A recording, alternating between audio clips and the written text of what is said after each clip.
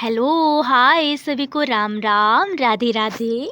आप सभी को आपके अपने यूट्यूब चैनल जानकी क्लासेस पर सभी का दिल से बहुत बहुत स्वागत है। आई होप कि आप सभी लोग बढ़िया होंगे, मस्त होंगे और आपका एग्ज़ाम अब बहुत ही ज़्यादा पास में है।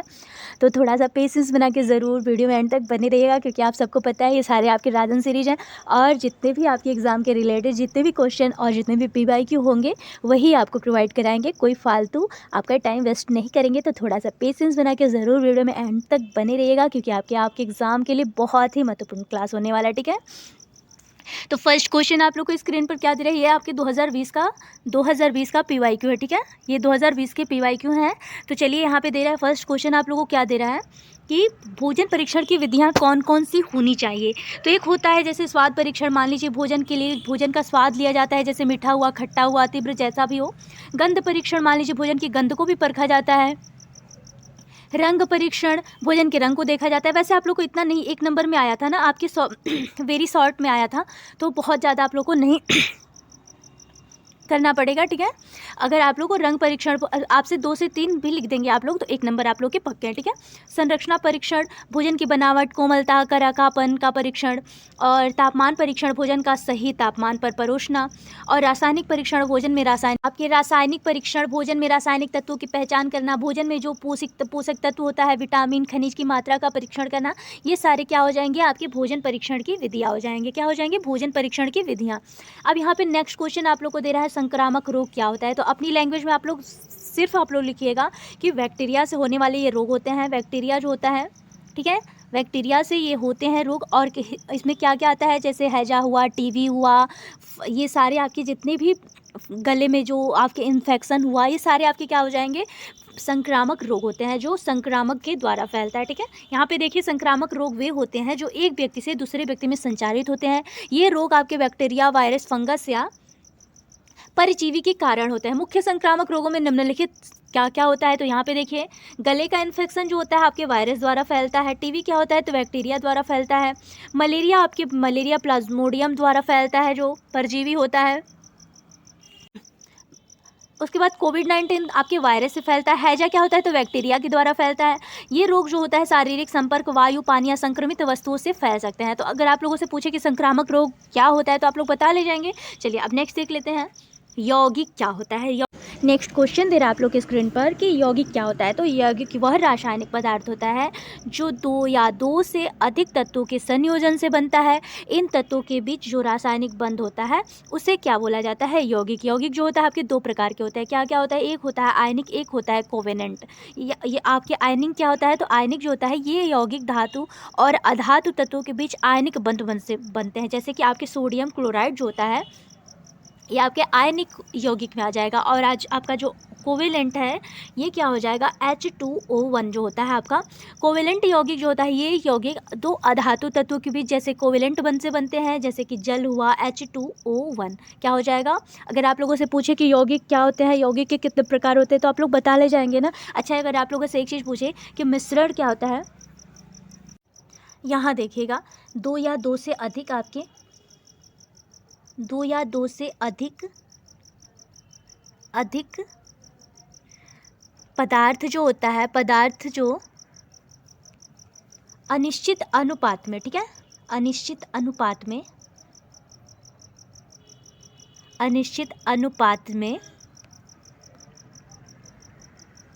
मिलकर जो मिश्रण बनाते हैं ना,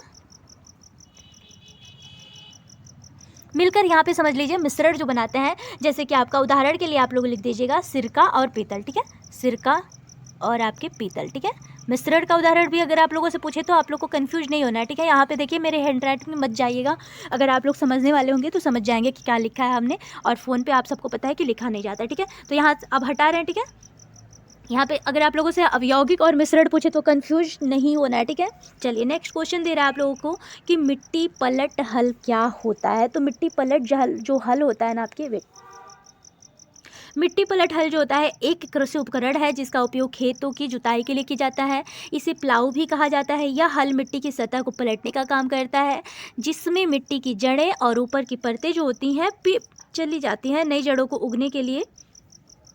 अधिक उपयुक्त वातावरण मिलता है, इससे भूमि की हवा निर्देशन क्षमता बढ़ती है और आपके मिट्टी की संरचना होती है। क्या होती है? तो मिट्टी की संरचना होती है। अगर आप लोगों से पूछे कि मिट्टी पलट हल क्या होता है तो आप लोग बता ले जाएंगे ना। अच्छा देखिए, अगर आप लोगों से एक चीज़ और पूछे, वेट, ये तो मान लीजिए आप लोग बता ले जाएंगे कि मिट्टी पलट हल क्या होता है। अगर आप लोगों से ऐसे ही पूछे कि देसी हल, ये ज़रूर क्वेश्चन आपके डीएलएड में आया हुआ क्वेश्चन है, मैं कहीं से अपने तरफ से नहीं बना रही हूँ, ठीक है।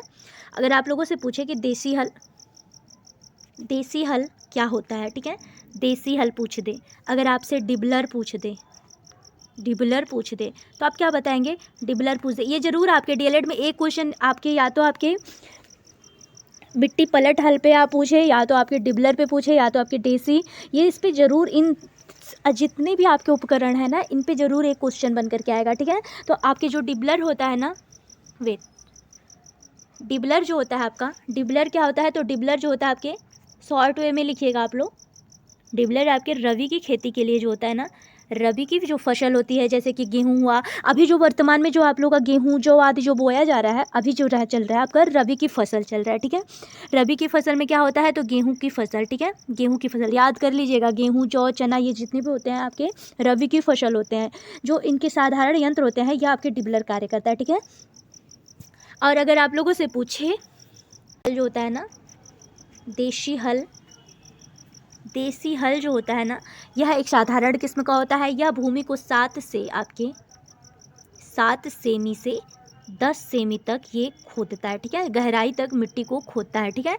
ये जो 5 से 7 सेमी इसका जो होता है ना, इसका मुंह जो होता है ना, 5 से 7 सेमी तक, बहुत लंबा आप लोग को नहीं लिखना होगा।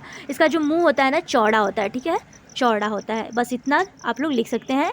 और ये क्या होता है? तो ये आपके, इसके जो आपके फनी, हफार, हरीस, ये सब सुने होंगे ना, इसके जितने होते हैं, इसके उपकरण में जितने भी, ऐसे आप लोग को हरीस बना के, जो आपके देसी हल होता है वो आपको पिक्चर बना के इसमें डाल देंगे, आप लोग समझ जाएंगे। वैसे भी आप लोग को हो सकता है पिक्चर ही पूछ दे, वैसे तो पिक्चर नहीं, इसमें ज़रूर 1 से 2 आप लोग को उदाहरण भी पूछ सकता है, तो आप लोग यहाँ से क्लियर करते चलेगा। अगर आप लोगों से डिबलर पूछे, देसी हल पूछे, अब आप लोगों से कहीं से भी पूछे तो आप लोगों को कंफ्यूज नहीं होना है, ठीक है। अब आप लोग बता ले जाएंगे ना, डिबलर क्या होता है, मिट्टी पलट हल क्या होता है, आपके देशी हल क्या होता है। तो चलिए अब यहाँ पे देख लीजिए, मिट्टी को पलटना, यह हल जो होता है, आपको मिट्टी पलट हल जो होता है, इसके कार्य क्या होता है? तो ऊपरी परत को पलटता है, जिससे पुरानी जड़ें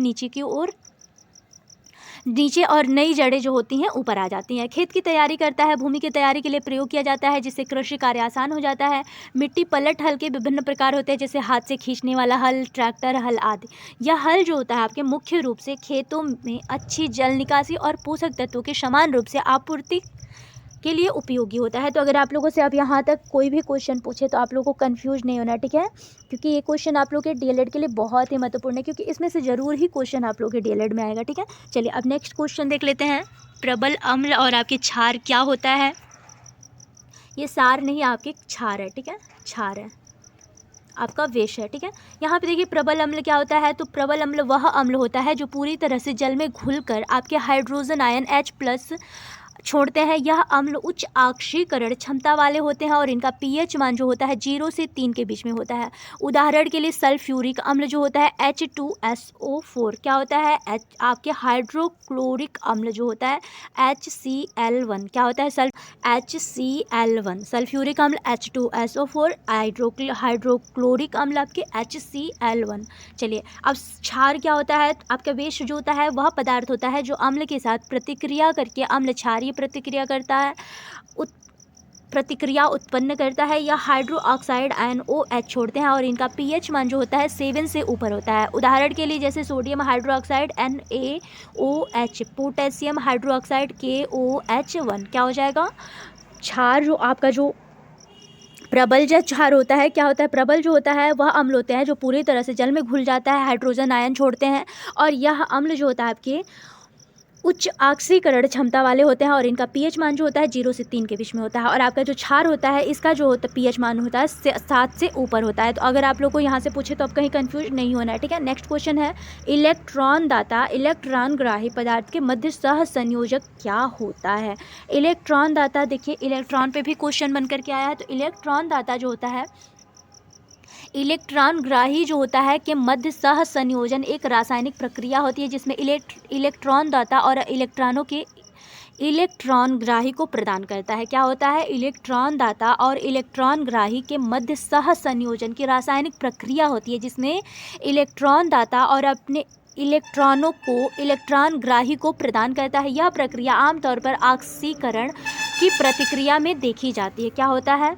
इलेक्ट्रॉन दाता वह पदार्थ होता है जो अपने इलेक्ट्रॉनों को खोकर ऑक्सीकरण प्रक्रिया के इलेक्ट्रॉन ग्राही को देता है। उदाहरण के लिए हाइड्रोजन H2 जो इलेक्ट्रॉन दाता होता है। अब बस नॉर्मली आप लोग समझिएगा, आयनन जो प्रदान करता है वो क्या होता है? आयनन। ठीक है, आपके डीएलएड में आपके राजन में जो होता सीरीज जो है आप लोग का, वहाँ पे आपके इलेक्ट्रॉन दाता जो इलेक्ट्रॉन ग्राही पदार्थ के मध्य सह संयोजन क्या होता है, तो यहाँ पे नॉर्मल दिया है कि आयनन होता है। ठीक है, तो अगर आप लोग इतना नहीं याद कर सकते हैं तो यहाँ पे शॉर्ट वे में 1 नंबर में अगर क्वेश्चन पूछेगा तो आप लोग लिख ले जाएंगे। ठीक है, चलिए यहाँ पे क्या बोल रहा है कि इलेक्ट्रॉन ग्राही जो होता है आपके वह पदार्थ होता है जो इलेक्ट्रॉन को प्राप्त करता है रिडक्शन प्रक्रिया। उदाहरण के लिए ऑक्सीजन O2 जो इलेक्ट्रॉन ग्राही होता है। नेक्स्ट है आपकी स्क्रीन पर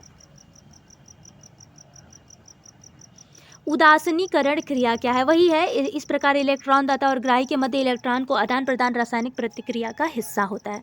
यहाँ पे उदासीनीकरण प्रक्रिया क्या होता है? उदासीनीकरण प्रक्रिया जो होता है आपके उदासीनीकरण प्रक्रिया आपकी एक रासायनिक प्रक्रिया होती है जिसमें किसी यौगिक से पानी का अणु H2O निकाल दिया जाता है। यह क्रिया आमतौर पर यौगिकी के बीच एक नया बंध बनाने या 2 अणुओं के बीच एक आंतरिक बंध बनाने के लिए किया जाता है। क्या होता है उदासीनीकरण? यह रासायनिक प्रक्रिया है जिसमें किसी यौगिक से पानी अणु जो होता है H2O को निकाल दिया जाता है और यह क्रिया आमतौर पर यौगिकों के बीच एक नया बंध बनाने या 2 अणुओं के बीच एक आंतरिक बंध बनाने के लिए होता है। उदाहरण के लिए समझ लीजिए कि एथेनॉल क्या होता है, तो C2H5OH से पानी निकालकर एथिलीन जो होता है C2H4 में बनाना। ग्लूकोज जो होता है C6H12O6 से पानी निकालकर फ्रुक्टोज और ग्लूकोज का संयोजन करना। अगर आप लोगों से पूछे तो आप लोग यहाँ तक लिख ले जाएंगे ना कि उदासीनीकरण क्रिया क्या होती है, इलेक्ट्रॉन दाता क्या होता है। तो यहाँ पे अगर आप लोगों को थोड़ी सी भी दिक्कत होगी तो एक बार और ये क्वेश्चन देख लीजिएगा। एलिसा परीक्षण क्या होता है? एलिसा परीक्षण पे भी आपके 2022 का ये क्वेश्चन है। ठीक है, 2022 में ये क्वेश्चन पूछ के आया है और आप लोग अपने राजन सीरीज में देख सकते हैं। तो एलिसा परीक्षण जो होता है आपके, यह एक जैविक परीक्षण विधि है जो विशेष रूप से एंटीबॉडी और एंटीजन की पहचान करने के लिए प्रयोग की जाती है। इस परीक्षण में एंजाइम का उपयोग किया जाता है जो एक रंग बदलने वाली प्रतिक्रिया उत्पन्न करता है। यह प्रतिक्रिया तब होती है जब एंटीजन और एंटीबॉडी की उपस्थिति होती है। देखिए शॉर्ट वे में आप लोग समझते चलिएगा, जो आपकी एलिसा परीक्षण होता है, जो HIV रोग होता है, जो भी आपके जितने भी संक्रामक रोग होते हैं ना, उनके लिए किया जाता है। ठीक है, एलिसा परीक्षण। यह परीक्षण रक्त, मूत्र या अन्य तरल पदार्थों में विशिष्ट एंटीजन या एंटीबॉडी की उपस्थिति के निर्धारण करता है। प्रक्रिया यह होता है कि टेस्ट प्लेट पर एक एंटीजन या एंटीबॉडी लगाया जाता है, फिर परीक्षण नमूने को जोड़ा जाता है और अगर एंटीजन या एंटीबॉडी मौजूद होता है तो एक एंजाइम द्वारा प्रतिक्रिया होती है जिससे रंग बदल जाता है। ठीक है, यह उपयोग किसके लिए किया जाता है? तो HIV, हेपेटाइटिस, मलेरिया और अन्य संक्रामक रोगों की पहचान के लिए किया जाता है। अगर आप लोगों से पूछेगा तो आप लोग बता ले जाएंगे ना कि आपकी एलिसा परीक्षण किसके लिए कहा जाता है, तो आप शॉर्ट वे में भी आप लोग यहाँ तक देखिए। थोड़ा सा आप लोग को भी सेंस लगाना पड़ेगा क्योंकि ज़रूरी नहीं कि आप लोग को किताबी ज्ञान ही लेना पड़े। ठीक है, HIV का एलिसा परीक्षण जहां रक्त के नमूने HIV एंटीबॉडी की उपस्थिति की जांच की जाती है। दाएं निलय, ये भी आपके डीएलएड का क्वेश्चन है। दाएं निलय में अशुद्ध रुधिर किस अंग में जाता है? तो दाएं निलय में अशुद्ध रुधिर फेफड़े में जाता है। यह प्रक्रिया फेफड़े के परिसंचरण के अंतर्गत होती है जहाँ दाएं निलय से अशुद्ध रुधिर श्वसन प्रणाली में जाता है, वहाँ से ऑक्सीजन प्राप्त करके शुद्ध रुधिर में परिवर्तन होता है। ठीक है, क्या होता है जो आपका, आप अगर आपसे पूछे कि आपके दाएं निलय में जो अशुद्ध रुधिर होता है किस अंग में जाता है, तो आपके फेफड़े में जाता है। ठीक है, चलिए अब नेक्स्ट क्वेश्चन है पेलाग्रा रोग क्या होता है?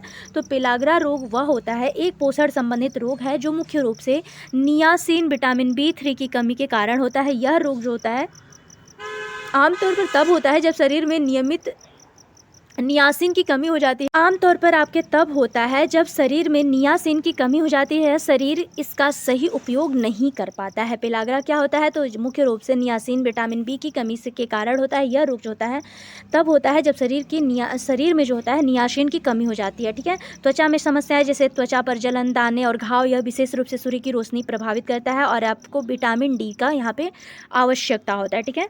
मनोवैज्ञानिक लक्षण क्या होता है, तो जैसे मानसिक भ्रम, अवसाद और मानसिक असंतुलन, आपके असंतुलन और पाचन समस्याएं जैसे कि दस्त, भूख में कमी और पेट में सूजन, ये सब क्या हो जाएंगे आपके, ये सारे आपके पेलाग्रा रोग के कारण हो सकते हैं। ठीक है। अगर आप लोगों से पूछे पेलाग्रा, तो ये भी आपके डीएलएड का क्वेश्चन है। ठीक है। कोई भी क्वेश्चन आपके सिलेबस से एक भी क्वेश्चन आपके बाहर नहीं है। ठीक है। अगर आप लोगों से अब यहाँ तक पूछे तो आप लोग कर ले जाएंगे ना। देखिए बहुत ही महत्वपूर्ण आप लोग के एग्ज़ाम के लिए एक एक क्वेश्चन बहुत, और देखिए अब आप लोग लापरवाही ना बरतिएगा क्योंकि एग्ज़ाम बहुत पास में है और अब सीरियस होकर पढ़ लीजिए क्योंकि आप सबको पता है कि एग्ज़ाम अब एकदम पास में है आप लोगों के।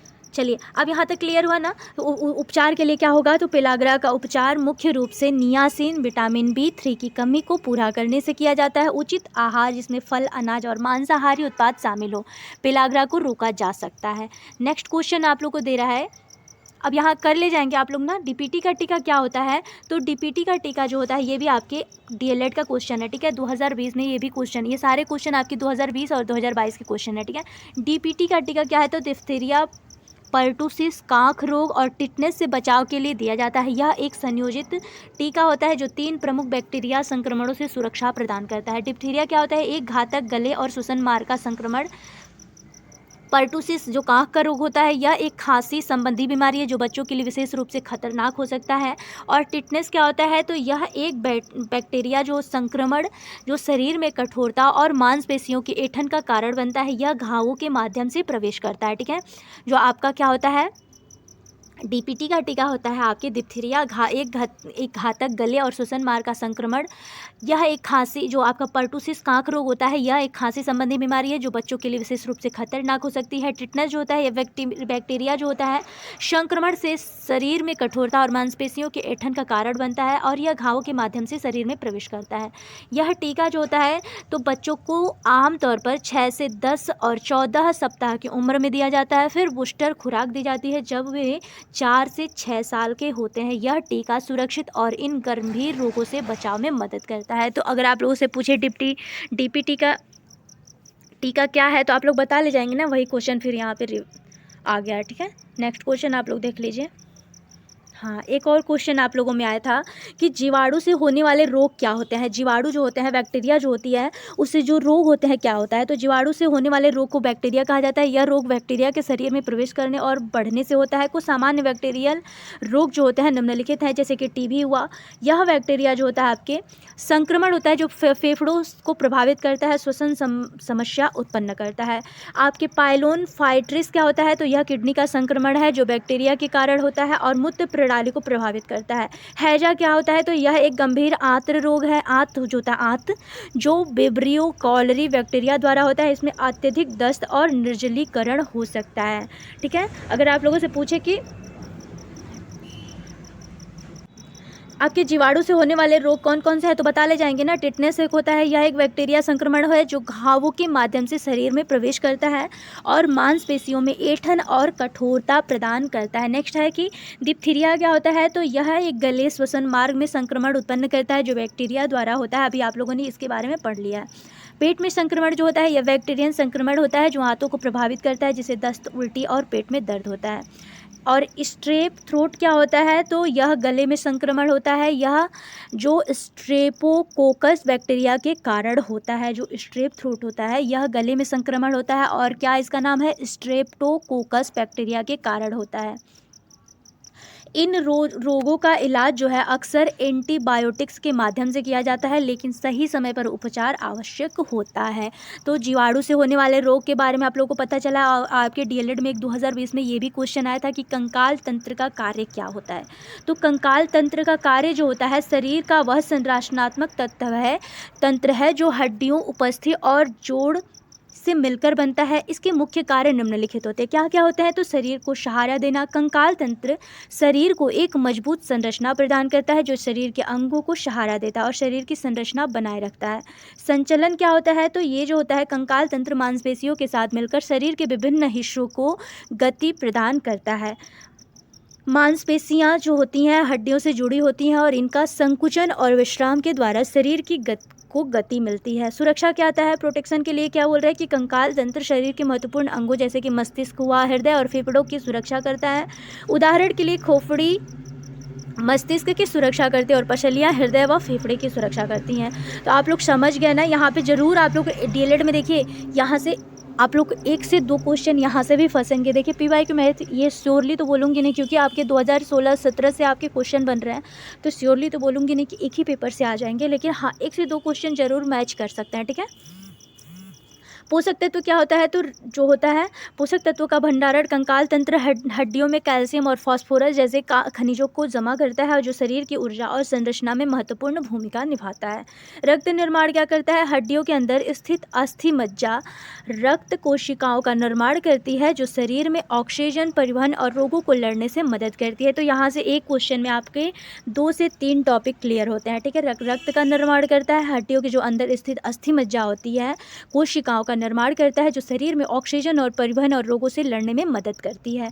कंकाल तंत्र क्या होता है? तो शरीर के संरचनात्मक रूप को बनाए रखने के साथ साथ शरीर के अंदरूनी अंगों की सुरक्षा और सामान्य कार्यों को नियंत्रित करने में महत्वपूर्ण भूमिका को निभाती है। एक आपके डीएलएड का ही क्वेश्चन है कि नाभिकीय ऊर्जा होती क्या है? तो नाभिकीय ऊर्जा जो होती है वह ऊर्जा होती है जो परमाणु के नाभिक में बदलाव उत्पन्न होती है। यह ऊर्जा नाभिकीय विखंडन या नाभिकीय संलयन के नाम से भी जाना जाता है, नाभिकीय के माध्यम से प्राप्त होती है। नाभिकीय विखंडन क्या होता है आपके? तो यहाँ पे देखिए यह प्रक्रिया तब होती है जब भारी परमाणु जैसे कि यूरेनियम आपके 235 के नाभिक को विभाजित किया जाता है जिससे ऊर्जा नए नाभिक और आपके नए कण जैसे न्यूट्रॉन उत्पन्न होते हैं। यह प्रक्रिया परमाणु रिएक्टरों में उपयोग होती है। जैसे उदाहरण के लिए यूरेनियम आपके 235 का विखंडन क्या हो जाएगा? यूरेनियम। यह प्रक्रिया आपकी तब होती है जब भारी परमाणु जैसे कि यूरेनियम आपके 235 के नाभिक को विभाजित किया जाता है जिसमें ऊर्जा नए नाभिक और आपके नए कण जैसे न्यूट्रॉन उत्पन्न होते हैं। यह प्रक्रिया आपके परमाणु रिएक्टरों में आपके उपयोग होती है। जैसे उदाहरण के लिए आपकी यूरेनियम 235 का विखंडन। नाभिकीय संलयन क्या होता है ये भी देख लीजिए। तो यह प्रक्रिया तब होती है जब 2 हल्के परमाणु नाभिक जैसे कि हाइड्रोजन के नाभिक आपस में मिलकर एक भारी ऊर्जा नाभिक बनाते हैं और इस प्रक्रिया में बड़ी मात्रा में ऊर्जा उत्पन्न होती है। यह प्रक्रिया आपके सूर्य और अन्य तारों में ऊर्जा का मुख्य स्रोत माना जाता है जैसे कि आपके हाइड्रोजन संलयन। तो ठीक है।